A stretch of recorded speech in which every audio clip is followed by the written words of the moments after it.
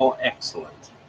People showed up and were waiting. Oh, that makes me feel good. I'm glad that I sent that post out so that everybody was ahead and aware ahead of time. Okay. So for this one, I'm probably going to just do chapter by chapter because I'm not actually sure. But let's check how long.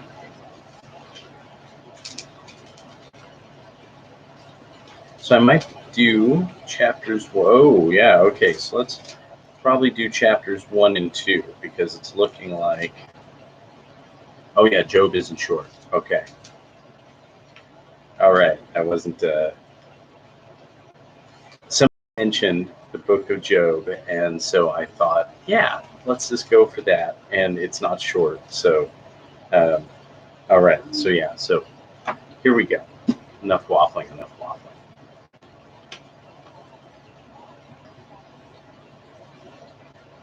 And yeah, it's absolutely sweltering here. It's yeah, pretty miserable. All right. Book of Job, chapter 1. There was a man in the land of Uz named Job. That man was blameless and upright. He feared God and shunned evil. 7 sons and 3 daughters were born to him. His possessions were 7,000 sheep, 3,000 camels, 500 yoke of oxen, and 500 she-asses in a very large household. The man was wealthier than anyone in the East. It was custom of his sons to hold feasts, each on his set day in his own home. They would invite their 3 sisters to eat and drink with them. When a round of feast days was over, Job would send word to them to sanctify themselves and rise early in the morning. He would make burnt offerings, one for each of them, for Job thought, perhaps my children have sinned and blasphemed God in their thoughts. This is what Job always used to do. One day, the divine beings presented themselves before the Lord, and the adversary came along with them. The Lord said to the adversary, "Where have you been?" The adversary answered the Lord, "I have been roaming all over the earth." The Lord said to the adversary, "Have you noticed my servant Job? There is no one like him on earth, a blameless and upright man who fears God and shuns evil." The adversary answered the Lord, "Job does not have good reason to fear God." Oh, does Job not have good reason to fear God? Why, it is you who have fenced him round, him and his household and all that he has. You have blessed his efforts so that his possessions spread out in the land. But lay your hand upon all that he has, and he will surely blaspheme you to your face. The Lord replied to the adversary, "See, all that he has is in your power. Only do not lay a hand on him." The adversary departed from the presence of the Lord. One day, as his sons and daughters were eating and drinking wine in the house of their eldest brother, a messenger came to Job and said, "The oxen were plowing, and the she-asses were grazing alongside them, when Sabaeans attacked them and carried them off, and put the boys to the sword. I alone have escaped to tell you." This one was still speaking when another came and said, God's fire fell from heaven, took hold of the sheep and the boys and burned them up. I alone have escaped to tell you. This one was still speaking when another came and said, a Chaldean formation of 3 columns made a raid on the camels and carried them off and put the boys to the sword. I alone have escaped to tell you. This one was still speaking when another came and said, your sons and daughters were eating and drinking wine in the house of their eldest brother, when suddenly a mighty wind came from the wilderness. It struck the 4 corners of the house so that it collapsed upon the young people, and they died. I alone have escaped to tell you. When Job arose, tore his robe, blessed be the name of the Lord. For all that, Job did not sin, nor did he cast reproach on God. Chapter 2. One day the divine beings presented themselves before the Lord. The adversary came along with them to present himself before the Lord. The Lord said to the adversary, Where have you been? Answered the Lord. I have been roaming all over the earth. The Lord said to the adversary, Have you noticed my servant Job? There is no one like him on earth, a blameless and upright man who fears God and shuns evil. He still keeps his integrity. So you have incited me against him to destroy him for no good reason. The adversary answered the Lord, Skin for skin, all that a man has he will give up for his life. But lay a hand on his bones and his flesh will surely blaspheme you to your face. So the Lord said to the adversary, See, he is in your power, only spare his life. The adversary departed from the presence of the Lord and inflicted a severe inflammation on Job, from the sole of his foot to the crown of his head. He took a potsherd to scratch himself as he sat in ashes. And he said to her, You talk as any shameless woman might talk. Should we accept from God and not accept evil? For all that Job said, nothing sinful. When Job's 3 friends heard about all these calamities that had befallen him, each came from his home. Eliphaz the Temanite, Bildad the Shuhite, Zophar the Naamathite. They met together to go and console and comfort him. When they saw him from a distance, they could not recognize him, and they broke into loud weeping. Each one tore his robe and threw dust into the hair onto his head. They sat with him on the ground 7 days and 7 nights. None spoke a word to him, for they saw how very great he was suffering. Afterward, Job began to speak and curse the day of his birth. Job spoke up and said, Perish the day on which I was born, and the night it was announced. A male has been conceived. May that day be darkness. May God above have no concern for it. May light not shine on it. May darkness and deep gloom reclaim it. May a pall lie over it. May what blackens the day terrify it. May obscurity carry off that night. May it not be counted among the days of the year. May it not appear in any of its months. May that night be desolate. May no sound of joy be heard in it. May those who cast spells upon the day damn it. Those prepared to disable Leviathan. Maybe its twilight stars remain dark. May its hope for light and have none. May it not see the glimmerings of the dawn, because it did not block my mother's womb and hide trouble from my eyes. Why did I not die at birth, expire as I came forth from the womb? Why were there knees to receive me, or breasts for me to suck? For now would I be lying in repose, asleep and at rest, and the world's kings and counselors who build ruins for themselves, or with nobles who possess gold and who fill their houses with silver. Why was I not like a buried stillbirth, like babies who never saw the light? There the wicked cease from troubling. There rest those whose strength is spent. Prisoners are wholly at ease. They do not hear the taskmaster's voice. Small and great alike are there, and the slave is free from his master.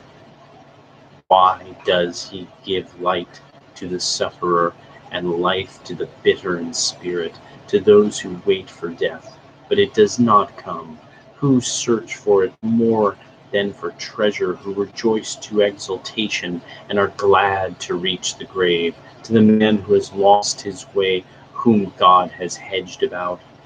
My groaning serves as my bread, my roaring pours forth as water.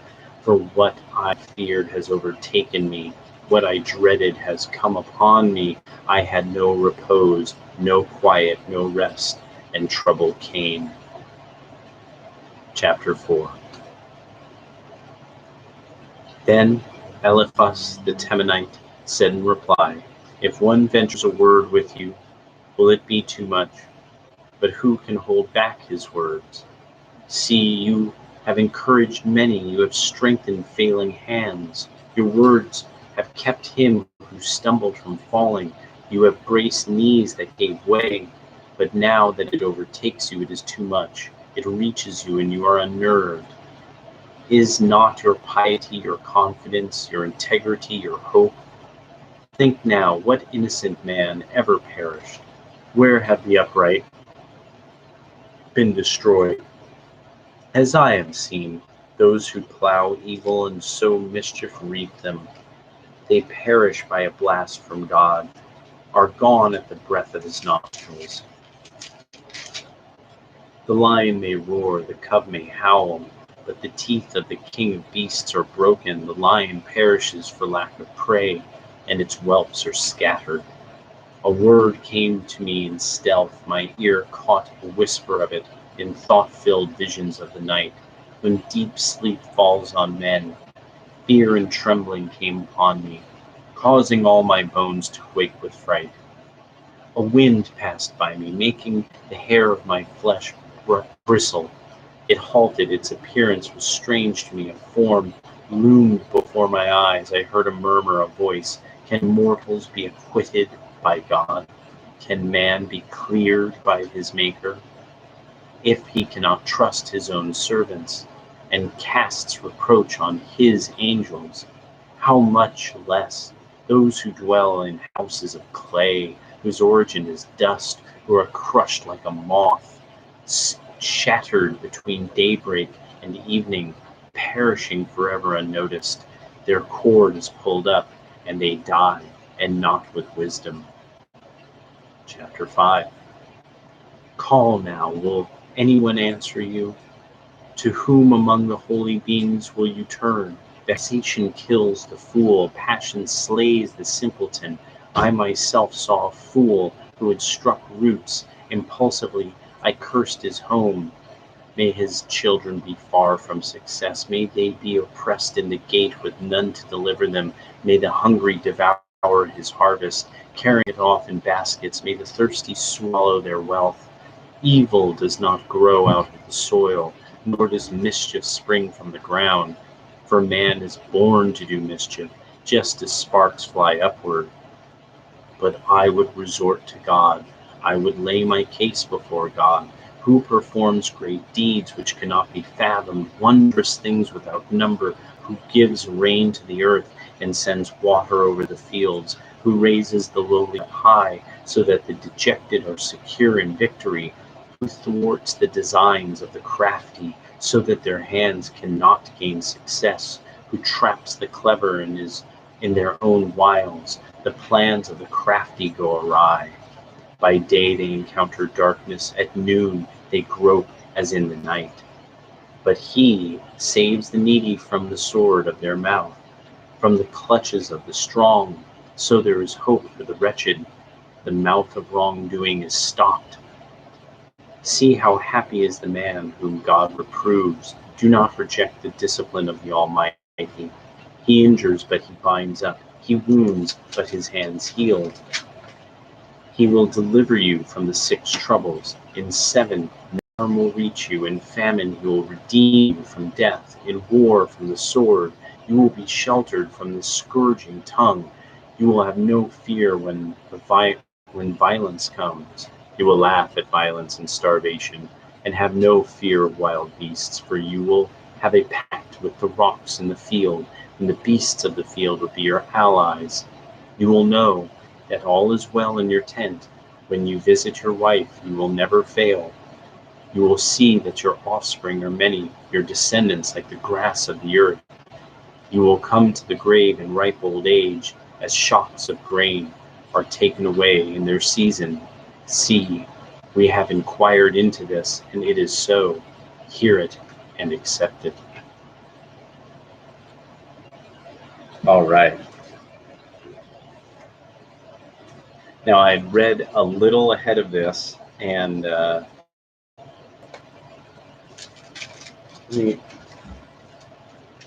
might have to, at another point, read to you the commentary, because this is actually put specifically in parts. And so there's a whole back and forth between the friends. So there's the setup for the setting, the events, and then these back and forths between the friends, and the soliloquy of Job, and it was very interesting. The apparently this was called originally Job the Patient, is what this was originally termed. We just call it the Book of Job now. So just wanted to drop that, and I'm going to try to conk out early because I slept rather poorly, and I don't deal with heat very well. So I'm going to put a nice cold rag over my head and grab a pack of ice that I had set up in the freezer. So I will see you all tomorrow for more of the Book of Job. Oh yes, Latin Patriot. What's your question? I just saw that.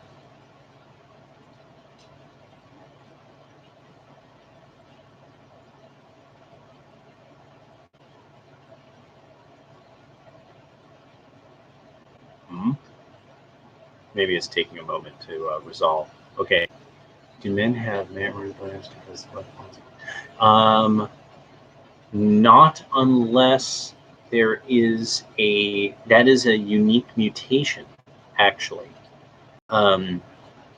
It's like a very rare mutation, and it really is like exceedingly rare. I think actually, if you were to look up like men lactating mutation or something like that, oh wow, the storm is too loud to sleep. Oh, I swear, I'm just like, oh, if there was some rain.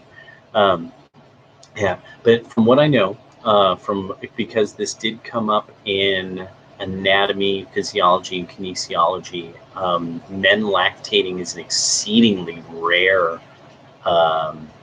mutation of some sort. That you have to have been born with that kind of mutation. It can't, like this is the kind of mutation like when people have an extra set of ribs, and that's a weird one that they'll be way up here, and they'll be short. There'll be these really short ribs that are fundamentally in their shoulder, above their shoulder blade, like they're in this part of the shoulder, the upper. They almost would come out here, and there's a number of odd mutations like that, like extra sets of nipples. Like that's an odd mutation that you'll see. The people who will have like an extra finger or something like that. So yeah, so it's one of those. I think it's an exceedingly rare mutation, but it's something that, I mean, it's common enough that a claim can be made that such a thing can happen, but it's so rare that, I mean, you would have, it is one of those, like out of 100,000 you would have, one or two, something like that. It's just, but and that's even something I would have to look up again, because that's one I'd have to look up, but it's not in any way something that just can be done, is in any way normal. If you take if you take mutagenic hormones, that it will do something for you, because I mean that's fundamentally what a lot of the claims are being made around men who are mutating themselves through taking inappropriate hormones and stuff. So yeah, it's fundamentally no, really, it would be what we'd almost call a deformity of some sort. Yeah. Really, that is what we would call it. Yeah, that's, and so, but I mean, it's also like the odd thing of some people, though. I know a man who he had no wisdom teeth. Somehow he had no, and not even vestigial kind of, no wisdom teeth at all. They never came in.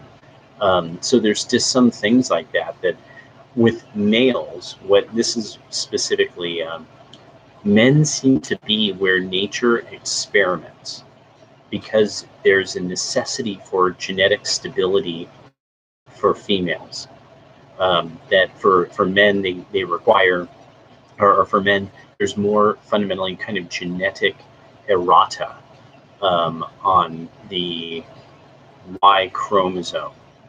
And yeah, but it's also, then you also get, men being the key to sort of human ultra high achievement.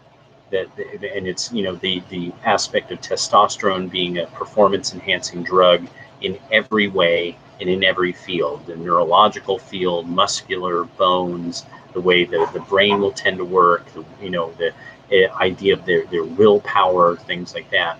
But it's really that when you see mutations among women, you will find that there will be a bunch of coinciding things, like the tendency to be dirty and unpleasant, to simply become dumpy and overweight, have really odd masculine traits that have shovel hands. That's one that Edward Dutton brings up, women with shovel hands.